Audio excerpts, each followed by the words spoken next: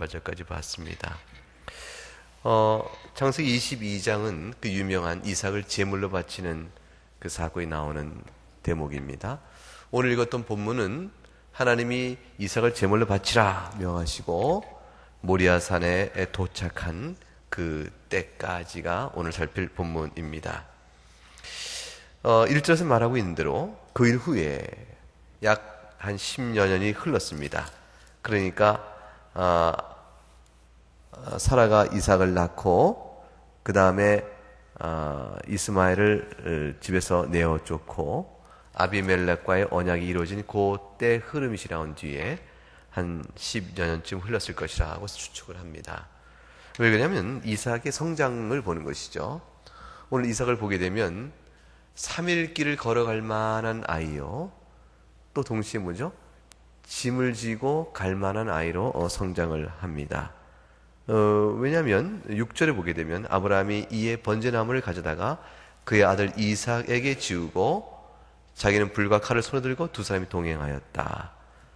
그 산으로 가는데 그 산까지 가는 길이 한 3일쯤 걸리거든요. 4절에 보게 되면 제3일에 아브라함이 눈을 들어 그것을 멀리 바라본지라 이렇게 되어 있습니다. 그만한 거리를 걸어갈 만한 나이가 됐고 또 짐을 지울 만한 나이가 되었기 때문에 대체로 이삭의 나이를 한 16 내지 17살쯤 되지 않았을까 이렇게 추정을 합니다. 그때쯤 되었을 때 하나님께서 아브라함을 불러내신 것입니다. 아브라함아. 그러니까 아브라함이 지체 없이 대답합니다. 내가 여기 있나이다. 참 아브라함아 부르고 내가 여기 있나이다 라는 이 대목을 읽는 순간에 창세기를 처음 1장부터 읽어온 사람은 탁 떠오르는 비교되는 대목이 있죠. 그게 무엇입니까? 에덴에서 하나님이 아담을 찾는 모습이죠. 아담아 네가 어디 있느냐 그럴 때 아담은 하나님이 어디인지 몰라서 부르는 것이 아니고 아담이 하나님을 뭡니까? 피하여 숨었기 때문에 일부러 찾아 나서신 것이에요. 일부러 찾는 것처럼 불러내신 것이죠. 그럴 때 아담이 뭐라고 말합니까? 내가 벗었으므로 두려워하여 숨었나이다. 하나님과 아담 사이에 뒤틀린 소외, 멀어진 관계가 발생했습니다. 즉 원수된 관계가 발생한 것이죠. 사랑과 화평의 관계를 잃어버린 게 되어집니다. 근데 아브라함의 경우는 다르죠. 아브라함의 경우는 하나님께서 아브라함아 불렀을 때 내가 여기 있나이다 하고 탁 나서시는 것은 그만큼 아브라함 안에 하나님에 대한 뭐가 생깁니까? 위로와 확신에 대한 근거가 충만한 것이죠. 신앙에 간증이 많은 거죠. 즉 아브라함은 이때쯤 창세기 22장에 왔을 때는 창세기 12장에서 하나님이 불러내어 내가 지시할 땅으로 가라 했을 때 아브라함이 용기 있게 하나님이 명하신 곳으로 갈 바를 모른 채 나왔던 그 아브라함의 걸음, 그 걸음부터 20장까지 사이에 아브라함이 숱하게 믿음의 연단 가운데 성장을 해나갑니다. 아브라함은 굉장히 많은 간증거리가 생긴 사람이죠. 내가 하란에 있을 때, 내가 우리 아비가 우상을 섬길 때, 그 땅에 있을 때 하나님 내게 나타나서 나를 불러내셨다. 약속의 땅으로 보내시고 나를 축복하여 이르실 때 내 이름을 창대케 해주신다고 말씀하셨다. 그러나 이 가나안 땅에 나는 아무도 발 붙일 곳이 없었지만 하나님 지금까지 나를 어떻게 지켜오셨고 특별히 백성이 되어 죽은 나와 굽사된 사라에게서 아들을 내어주셨다. 하나님 언약에 대한 간증이 있고요. 아비멜렉과의 간증이 있고요. 바로 왕과의 위협 속에서 거는 간증이 있고요. 그러니까 이제 자기 조카 롯의 또 소돔과 고모라의 멸망을 보고 그 이전에 또 롯을 구출했던 사건, 아브라함이 지금까지 살았던 25년 넘는 세월. 그래도 17년이니까 지금 아브라함이 약 100세 이상을 얻고 이삭의 나이가 16, 17세 됐다면 적어도 115세, 117세가 된 나이 아닙니까? 75세 때 아브라함이 불러내어지니까 25년에 17을 더하면 42년, 40년 넘은 세월 동안에 하나님에 대한 특별한 경험들이 쫙 마음에 있죠. 하나님 불러내니까 이제는 얘가 여기 있나이다. 하나님이 얼마나 전능하시며 하나님 얼마나 사랑이 있으시고 언약을 충실히 지키시고 지혜로우신 분인가에 대한 아주 살아있는 산 증인이요 간증자로 아브라함이 서 있습니다. 근데 하나님이 불러내서 주신 내용이 명령이 이 어인 명령이라는 것이죠. 그 시험의 내용이 우리가 알고 있는 것처럼 2절에 가면 네 아들 네 사랑하는 독자 이삭을 데리고 모리아 땅으로 가서 내가 네게 지시하는 한 산 거기서 그를 번제로 드리라. 하나님이 이 명령 주시기에 어인일로 주신 것입니까? 우리가 언제 이 말씀을 살피면서 묵상할 것은 도대체 하나님 이 명령이 도대체 무슨 뜻이 있는 것인가를 살피고 묵상하는 것이죠. 두 가지 점이 있습니다. 첫째는 이 시험의 내용, 하나님께서 말씀하시기를 내가 이 시험, 1절에 보게 되면 하나님이 아브라함을 시험하시려고 이 명령을 주신 것이에요. 그러니까 2절의 이 명령은 하나님의 시험 목적이 있습니다. 하나님이 아브라함을 시험하시는데 아주 단단히 시험하십니다.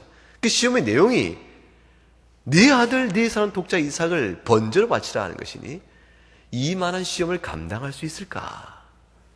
이 보통의 시험이 아니죠.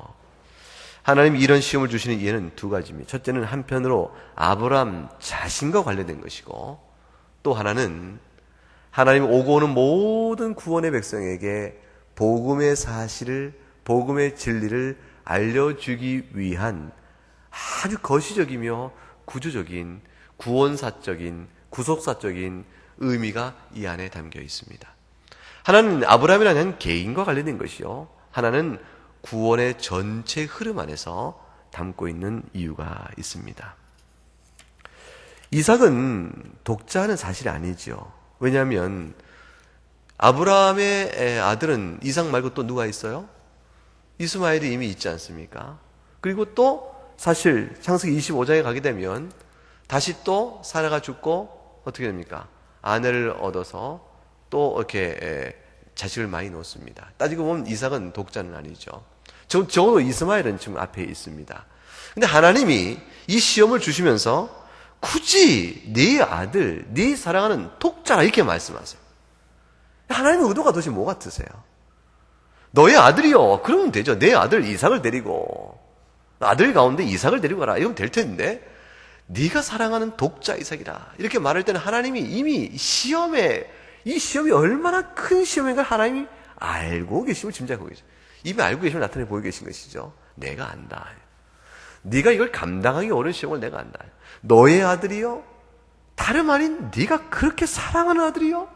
뿐만 아니라 독자라. 독자라는 말 속에는 이삭의 아들이 어떤 아들인 걸 내가 안다 이것이죠. 즉 하갈과 사이에 낳은 이스마엘이 아니고 내가 너에게 사라와의 관계 안에서 낳은 아들이어야 내 언약의 후사가 될 것이다 말씀하셨던 언약의 백성으로서 이삭이죠. 그러니까 하나님께서 아브라함에게 주신 모든 복의 약속을 받고 있는 아들이죠. 이삭이 아니면 아브라함은 하란에서 불러온 세월이 아무것도 아니요 40년 세월 동안 하나님과 동행했던 모든 신앙이 다 물거품이 되어버리는 그런 아들입니다. 이게 아브라함 전부죠. 아브라함 전부일 뿐 아브라함의 생명이고 아브라함의 존재 이유고 아브라함이 하나님을 믿는 모든 증거의 절대 표징이 바로 이삭입니다. 네 사랑하는 독자 이삭이라는 말씀 속에는 언약을 상기시키는 것이죠. 내가 너를 75세 때 불러내서 지금 네가 117세가 된 이 나이에 들 때까지 너와 동행 40년 세월 동안에 내가 너에게 무슨 의미가 있었느냐. 아브라함아, 내가 너에게 어떤 하나님이냐. 나에게 이삭을 주신 하나님이십니다. 그 이삭이 무엇이냐. 하나님이 저에게 주신 모든 복, 그 놀라운 복에 대한 약속의 성취요 표징으로 주신 아들입니다. 언약의 살아있는 실체입니다. 그 아들을 내놔라. 이건 아브라함 보고 아브라함 개인 하나의 생명을 내놓는 것보다 훨씬 더 큰 시험입니다. 아브라함이 자신의 목숨이 위태롭게 나 자기가 죽게 되는 일보다 훨씬 더 크죠. 왜냐하면 이삭을 통하여 하나님의 모든 약속을 다 보고 있는 것인데 이삭을 내놓으라. 그것도 번제로 드리라. 이 번제가 어떤 겁니까? 짐승을 번제 잡을 때는 배를 갈아서 내장을 다 꺼내고 다 태워버리잖아요. 이게 남김없이, 이건 돌이킬 수 없는 회복 불가능한 존재에서 파멸로, 있는 것에서 없는 것으로 바꿔버리는 그러한 시험입니다. 우리가 이제 사랑하는 아들을 내놓으라, 자식을 내놓으라, 이럴 수 없습니다. 부모의 사랑 때문에 이렇게 말하는 그 이상의 큰 시험거리죠. 근데 주님이 내 아들 네 사랑 독자 이삭이라는 이 표현을 굳이 쓴 데는 매우 멀리 보면 아주 암시적인 의미가 있습니다. 요한복음 3장 16절에 뭐라고 되어 있죠? 하나님이 세상을 이처럼 사랑하사 독생자를 주셨다. 주님이 예비하고 계신 뜻이 있죠. 나도 독자를 내놓는다. 마태복음 3장 17절에 가게 되면 그 독자가 이 땅에 사람의 몸으로 오셨는데 예수님 세례받을 때 하늘에 나서 음성이 뭐라고 납니까? 이는 내 사랑하는 아들이요 내 기뻐하는 자라. 내 사랑하는 아들이다. 나도 내 사랑하는 아들을 내어놓는다. 하나님이 이 구원사의 큰 배경을 염두에 두시고 아브라함에게 내 아들이요 내 사랑하는 독자라는 말을 덧붙임으로 인해서 묘하게 이 평행을 이루고 계신 것이죠. 내 사랑하는 아들이요 독생자는 이 표현이 하나님이 아브라함에게 이 큰 시험을 준 두 가지 이유 가운데서 두 번째 이유입니다. 그러니까 구원사요 구속사요 넓은 흐름에서 우리가 받는 복음의 의미가 무엇인가를 풀어주기 위한 배경으로 이 시험을 주셨다고 말씀드렸는데 그것과 관련되어집니다.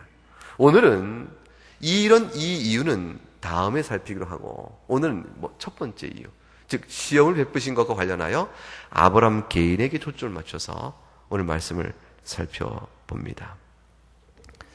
이삭을 제물로 바친 사건은 아브라함 생애 최대의 시련이요 감당할 수 없는 사건이죠. 인간이 하나님께 드릴 수 있는 최대 헌신이 뭘까? 아마 이삭을 제물로 바치라는 이 명령에 순종 아닐까 싶습니다. 이보다 큰 명령을 우리가 감당할 수 있겠습니까? 동시에 보세요. 아브라함에게 우리가 생각할 때 불가능한 또는 있을 수 없는 도무지 감당할 수 없는 그 명령을 주시고 아브라함에게 그 순종도 시험합니다. 아브라함의 순종은 인간이 하나님 앞에 내어버릴 수 있는 믿음의 가장 절정에 이르는 헌신이라고 할 수가 있죠. 동시에 가장 절정의 헌신일 뿐만 아니라 아주 중요한 두 가지 특징은 뭐냐면 믿음이 도대체 뭔가라는 걸 말해주는 본질을 교훈하는 아주 중요한 교훈이 됩니다. 도대체 믿음이 뭔가? 하나님을 믿는다는 것이 무엇인가? 라는 것에 대한 성질, 믿음의 성질, 믿음과 순종의 본질, 성격, 그것을 가장 핵심적으로 보여주는 아주 뚜렷한 예라고 볼 수가 있습니다. 히브리서 11장에 보게 되면 믿음은 어떤 것이라고 말해요? 바라는 것들 실상이요? 보이지 않은 것, 보지 못하는 것들 증거라고 말했는데 우리가 다만 바랄 뿐이요? 아직 손에 쥐고 있지 못하지만 바라고 있는 믿음 때문에 손에 쥐지 못한 것이 이미 있는 것으로 알고 있는 것이죠. 눈에 보지 못하고 있지만 그러나 이미 보는 것보다 생생히 알고 있는 것이죠. 믿음은 그런 것입니다. 그렇기 때문에 아브라함에 이르게 되어지면 이삭을 제물로 바친 사건이 믿음이 무엇인가를 말해준 숱한 예의 가운데 가장 높은 봉우리로 우뚝 서서 히브리서 11장에 우리에게 말씀해주고 있습니다. 아브라함이 이 명령에 이 시험에 순종함으로 인해서 아브라함은 적어도 이것이 확인되어지죠. 첫째 무엇입니까? 자신이 하나님을 어떻게 믿고 있는가가 드러납니다. 내가 하나님을 믿고 있다고 했을 때 내가 하나님을 믿고 있는 그 믿음의 성질이 무엇인가를 아브라함은 드러내게 되어집니다. 순종하느냐 순종하지 않느냐. 동시에 아브라함이 그렇게 됨으로 인해서 자기 믿음이 확인하게 되어집니다. 자기가 어떤 상태의 믿음인지 어떤 수준의 믿음인지 그것이 잘 드러나게 되어지고 그러므로 순종이 이루어졌을 때 아브라함 자신도 깜짝 놀라게 되어지는 것이죠. 왜냐하면 그 같은 순종을 이끌어내신 하나님의 놀라운 은혜를 바라보게 되어집니다. 내가 이와 같은 순종을 할 수 있었던 것은 나로 말미암이 아니요 하나님이 내게 주신 은혜로 말미암은 것임을 알게 되어지는 것이죠. 내가 전에 같으면 감당하지 못할 일이었습니다. 그래서 내가 지금 이 일을 감당하는 것은 내 힘이 아니라 이전 같으면 하지 못했을 지금 할 수 있게끔 만드신 그 세월 동안에 하나님 나를 어떻게 다루어 오셨고 나를 어떻게 사랑하셨는지 제가 고백할 수밖에 없습니다. 변화된 모습이에요. 이제 전혀 다른 모습으로 내가 되어진 것이죠. 이전에는 도무 상상도 못한 헌신이 이제 오늘날 나와주겠다면 그 헌신을 이끌어내는 모든 시험과 도전은 내게 있어서 하나님의 은혜 받은 자요 하나님의 사랑을 입은 자임을 드러내주는 결정적인 증거가 되어지죠. 내겐 큰 위로요, 자랑이요, 힘이 되어집니다. 그를 바라보는 숱한 성도들은 어떨까요? 아브라함을 바라보는 숱한 성도, 우리들이죠. 우리들이 아브라함을 바라볼 때 이제 우리 아브라함은 믿음의 조상이라, 우리가 하나님 앞에 나아갈 믿음의 성격과 본질이 무엇인지를 보여주는 자로서 우리 앞에 서 있게 되어집니다. 하나님이 그동안 아브라함을 어떻게 다루오셨는가? 아브라함도 연약한 자요, 우리와 똑같은 성질을 가진 자요, 본래 믿음이 견고한 자가 아니었으나 하나님이 그를 다루오신 40년 세월 동안에 이와 같은 믿음에 이르게 하셨으니 내 신앙생활 10년, 20년, 30년, 40년 평생 신앙생활 동안에 주께서 내게 주신 은혜를 생각할 때 나는 이제 주 앞에서 어떤 믿음에 있는 것인가 돌아보게 하신 것이죠. 하나님이 주신 은혜 가운데 나도 살았을 터인데, 내가 살아온 인생도 아브라함 인생처럼 하나님 주신 은혜만 살아온 것이라 고백하는데, 그 은혜 주신 하나님 앞에서 나는 지금 어떤 모습에 서 있는 것인가? 예전보다 지금이 더 잘 돼야 믿음 생활이 굳건해지는 것인가? 젊어서는 잘 나간 인생이 내가 나이 들어 지금 곤고하게 되었구나, 그러면서 믿음이 떨어지는 것인가? 아니라는 것이죠. 결코 그렇지 않다는 것이죠. 내가 젊어서 잘 나가고 지금은 좀 어려운 형편인다 할지라도 그간 세월 동안 하나님이 살아온 뭐 하는가의 믿음의 동행의 길들은 오히려 연약하나 하나님을 더욱더 강력하게 붙들고 하나님을 향한 찬송의 의미가 깊어져간 가운데 있어서 나의 하나님 앞에 선 믿음은 더욱더 든든히 서가고, 이전에 같으면 벌써 시험에 넘어질 일을 지금 넉넉히 감당하는 시험으로 신앙을 쓰게 되어집니다. 이전에는 몇 번이고 넘어졌을 시험거리가 이제는 아무 시험까지 되지 않을 만큼 신앙의 견고함을 서게 되어지면, 그래서 하나님 내게 주신 평생 동안 동행하신 사랑의 은혜가 아니겠어요? 아브라함은 지금 그걸 고백하게 되어지죠. 우리로 하여금 그걸 보게 하는 것입니다. 100세에 얻은 아들입니다. 얼마나 이뻤을까요? 그 아들이 자라가지고, 자식이 크면 이쁘지 않습니까? 이렇게 크고 그때마다. 근데 이게 기운 세계에서 가지고 이 등짝을 밀어줄 때 그렇잖아요. 등목해주자, 등목. 저희 어머니가 그럴 때 어느 때가 등짝을 밀으면서, 아니 이 녀석이 다 컸네, 이 뼈 좀 봐, 이렇게 해서, 그래서 막 좋아했던 생각이 나요. 제가 중학교 다닐 때, 고등학교 다닐 때 그때쯤인데도 큰 자식 보듯이 막 기뻐했으니까 자식이 벌써 보는 눈이 달라진 것이죠. 그렇게 커가는 아들. 그러니까 아브라함 마음이 얼마나, 이 이삭이 16살, 17살 됐으니까 이게 키도 컸을 것이고 체격도 컸을 것이고 믿음직스럽고 얼마나 보기만 해도 흐뭇했을 것이. 최고의 기쁨이요, 만족이죠. 그래서 이삭을 바라보면서 하나님의 사랑이 새록새록 드는 겁니다. 하나님 감사합니다. 정말 하나님 주시다니 저 자식이 저 16세, 17세 저 될 때까지 무탈하게 잘 자라게 하시고 지혜롭고 총명하고 부모의 신앙에 따라서 믿음 생활 잘하는 귀한 아들 크게 하시니 정말 감사합니다. 되어진 현상 보고 얼마나 기뻐할 텐데, 내놓으라. 그 번제로 내놓으라. 근데 이삭의 순종도 보통이 아니죠. 오늘 읽었던 것처럼 창세기 22장 7절을 보게 되면 이삭이 가만히 보니까 좀 이상합니다. 걸어가는 이상하니까 아브라함을 뭐라고 부릅니까? 내 아버지요.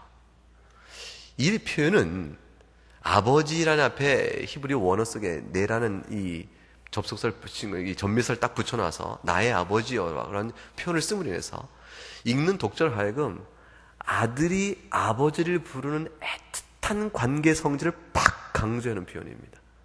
아버지, 내 아버지. 그러니까 아버지에 대한 큰 신뢰요, 그 사랑의 감사는 아들로서 아버지를 향한 그 자식과 부모 사이에 누리는 특별한 정리가 꼭 담겨 있는 그 표현으로 붙여놓은 겁니다. 아브라함이 뭐라고 대답합니까? 내 아들아. 이 표현 속에도 아버지가 자식에게 주고 있는 말할 수 없는 사랑의 그 관계가 꼭 담겨져 있어요. 내가 여기 있노라. 하나님이 아브라함을 부를 때 내가 여기 있나이다 하는 것처럼 내가 여기 있노라. 관계의 친밀성을 느낄 수가 있죠. 얼마나 따뜻하고 그런 대화입니까? 근데 아들이 묻습니다. 불과 나무는 있거니와 번제할 어린 양은 어디 있나요? 아브라함의 대답을 뭐라고 해야 될까요? 22장 8절에 내 아들아 번제할 어린 양은 하나님이 자기를 위하여 친히 준비하시리라. 이 기가 막힌 대답입니다. 하나님이 자기를 위하여 친히 준비하시리라. 아들을 번제로 바치라. 이 명령을 받고 아브라함은 하나님께서 어떻게 행하실지 모릅니다. 모르는데 아브라함이 한 가지 믿는 분명한 것이 있습니다. 두 개죠. 한 가지는 이삭은 약속의 후사이니 이삭이 지워지지 않을 것이라. 이삭을 통하여 하나님이 하늘의 별처럼 해변의 모래처럼 많은 후사를 둘 것이 약속하셨기 때문에, 그렇기 때문에 약속의 후사이므로 이삭은 어찌 되든지 하나님께서 궁극적으로 이삭을 통하여 그 약속을 반드시 이루실 것이라는 확신. 이삭이 죽었다 살아날지, 죽을 뻔하다가 살아날지, 아니면 죽지 않고 위기를 넘길지, 그건 모릅니다. 모르나 하나님을 향한 굳건한 믿음이 있습니다. 따라서 결국은 하나님이 자기를 위하여 친히 준비할 그 무엇이 있을 것이라 믿는 이 신뢰 속에서 아브라함이 갖고 있는 하나님의 약속에 대한 강한 신뢰가 그 안에 있죠. 22장 5절에 가게 되면 22장 8절에 친히 준비하라는 말씀의 뜻이 아브라함이 어떤 생각을 갖고 그 말을 했을까? 이걸 더듬어 볼 때 아마도 이삭이 죽지 않고 하나님이 죽기 전에 살리실 것이다. 양을 준비하셔서 그렇게 하실 것이라고 해석한 사람도 있고, 비록 번제로 직접 이삭의 생명을 끊더라도 하나님이 살리실 것이라, 이걸 믿는 믿음일 것이라, 이 두 가지 해석이 서로 갈등을 겪고 있습니다. 두 가지 해석이 다 선택적으로 주어졌는데, 22장 5절에 가게 되면 아브라함이 이렇게 얘기하죠. 내가 너희에게 돌아올 것이라, 그렇게 얘기합니다. 너희에게로 돌아올 것이라고 말을 한 것에 비추어서 아마도 아브라함은 하나님이 이삭을 죽이기 이전에 양을 예배하지 않을까, 제물을 예배하지 않을까, 그 진짜로 예배할 것을 미리 보고 하는 말일 것이라, 이렇게 해석한 사람도 있습니다. 그래도 합당한 해석이요, 가능한 해석이죠. 근데 그럼에도 불구하고 이 다음 우리가 읽었던 본문 그 뒤에 보게 되면 실제 아브라함이 이삭을 잡고 칼로 들어 그 목을 치려고 하는 행동은 하나님이 황급히 막지 않았으면 그대로 죽게 되는 것이니까 아브라함은 죽어도 살 것이라는 사실을 믿었을 것이라, 이렇게 볼 수도 있습니다. 해석의 두 가지가 다 가능하죠. 히브리서 11장에 가게 되면 그 믿음을 이렇게 설명합니다. 같이 한번 읽어보죠. 아브라함은 시험을 받을 때에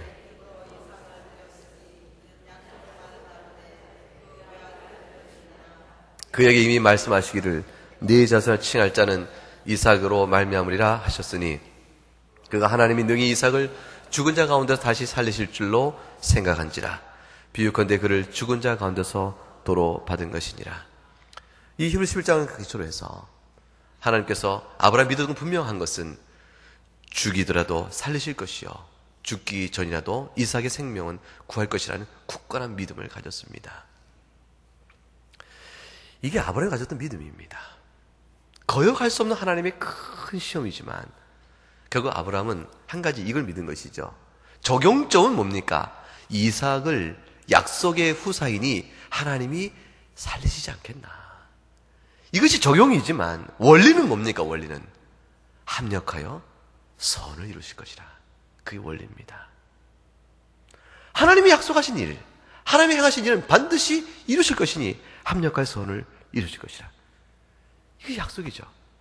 우리 믿음을 한번 돌아보자는 말이죠. 우리가 다시 살 것을, 부활할 것을 믿는가? 이 세상이 전부가 아닌 것을 과연 우리가 믿고 사는가? 여러분 믿으십니까? 이 세상이 전부가 아니요 주 앞에 이르게 될 것을, 그리고 우리가 낙원에 이를 것이요 그 후에는 심판이 있을 것이로되 그러나 우리는 부활의 몸을 입고 영원한 생명을 살 것이라. 이걸 믿고 있다면, 이 정령껏 믿는다면 그 믿음을 오늘 우리의 삶 속에서 무엇으로 증거할 것인가? 교회 출석하고 있으면 예배하고 있습니다. 그거 다 증거죠. 그 증거인데 그 증거가 가장 가장 뚜렷하고 확실한 것은 언제 나타날까요? 시련이 있을 때 나타납니다. 그래서 로마서 5장 3절 4절에 이렇게 되어 있죠. 환난은 인내를 낳습니다. 인내는 연단을 낳죠. 연단은 소망을 이룹니다. 여러분은 어떤 소망을 갖고 사십니까? 하나님 앞에 이를 소망이죠. 낙원에 이르러 주께 칭찬을 받을 것이라. 영원한 생명을 누릴 것이라. 내가 부활의 몸을 입을 것이라. 주와 더불어 사는 새과 새 땅에 그 영광 가운데 있을 것이라. 이 모든 게 다 소망 아닙니까? 우리 믿음이 다 소망인데 이 소망을 어떻게 견고하게 붙들게 하셔요? 어떻게 우리 가운데 소망이 견고해지게 하세요? 하나님께서 시작을 보세요. 소망을 이룬 줄 압니다. 이게 결과의 열매인데 정점인데 뭐로부터 시작합니까? 환난이잖아요.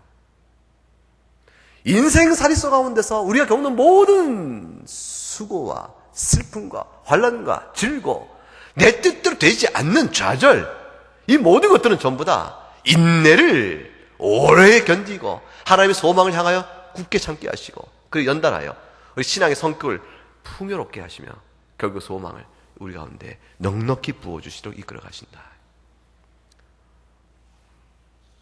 그래서 성도의 삶 속에 아픔이 있는 겁니다.